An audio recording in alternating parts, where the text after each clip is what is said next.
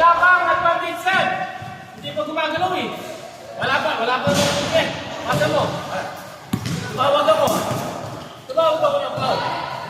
Pare, medyo hawakan mo ng may diin kasi parang walang foul kanina. Anuin mo, foulin mo talaga. Kasi parang inayaan mo lang eh. Okay, game. Wala pa. Game. Yan. Foul yun. Kasi malaw na yung offense ha. Pero kumuha ng bola, nakahawak ko. Sa video niya, sir, tumawag na kagad eh. Tapos, ang bola, yung status.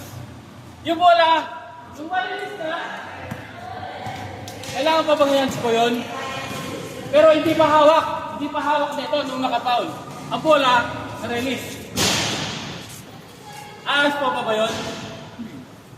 Last 2 minutes, sir. Last 2 minutes. Bakit sa RPM? Ang sabi ng rules, Tuloy mo, sa'yo. yung bola is on the hand of a inbound Inbounder, thrower. Yung bola, na-release na. Diba? Bola na-release na. Saka sa Euros natin, di ba, ABM, ano yun? Retain possession. May tawag din eh. O, ngayon. Ano yun?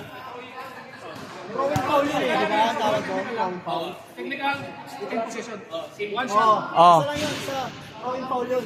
At saka, dahil na-release, mag-additional ako. Tsaka yung senaryo, dahil okay. At saka at saka mga idol, yung senaryo niya, kung napansin nyo, release na yung bola. Kailan natatapos na nag-end ang throw-in? Article 17, no? Kapag ang bola first release, ibig sabihin, touch by any player or touch to the player. Hindi ibig sabihin na kamay ang magta-touch or yung player ang magta-touch. Yung bola mismo nag-touch sa player. Yun. Or ang nakalagay doon. Pangalawa, pag nag-lodging ang bola. Pangatlo, pag nag-commit ng violation ng thrower. Doon natatapos. Pero in that case, for me, dahil na-release na ang bola at nagkaroon ng foul, it's not a throw-in foul because the throw-in is already ended, released, and touched by the player. Actually doon, hindi pa naman touch eh. No? Hindi pa touch. Pero ang tanong, na-release eh. Ang tanong, release ba o touch? Pero by rules, nakikita doon, touch or ano. Pero, wag nyo masyado iliteral yung interpretation. Okay? Ngayon, pero sa malamang, hindi na yon throw-in foul. Release na eh.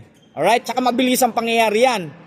Ngayon, ang question, babalik natin. Ans po ba or ordinary foul? That's the question. First thing, kung talagang doubt kayo at hindi makadesisyon ng calling official, huddle. Paano maghanap ng tamang huddle? Mag-elimination process kayo.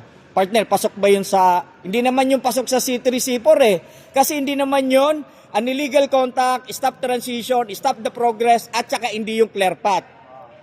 Papasok lang yun, C1 or C2.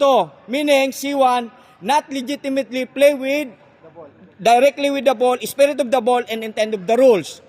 So, maaaring pumasok doon. Or hard foul. Hard foul ba siya? I think hindi naman. Kasi maingat. Ang tanong, after the ball ba siya? Pwede nyo yun ibigay, anspo or ordinary. It's a matter of judgment and huddle. Walang sisiyan because the rule is not interpreted literally. The rule is interpreted, kumbaga, flexible. Provided na walang disadvantage, advantage, and effect to the game. I'm using effect to the game, not effect to the play. Why I'm using effect to the game? Meaning, pag tinawagan nyo yan ng anspo, baka mag-walk out. Grassroots level tayo. I'm teaching grassroots level. Unless mayroon IRS. Alright? So, effect to the game. Baka kasi sabihan tayo bias. At Yun na yung tinatawag na spirit and intent of the rules. Walang masisisi pag nag-huddle because no one decided but the 3 referee decide. Quorum yan. Kaya safety. Kaya wag kayo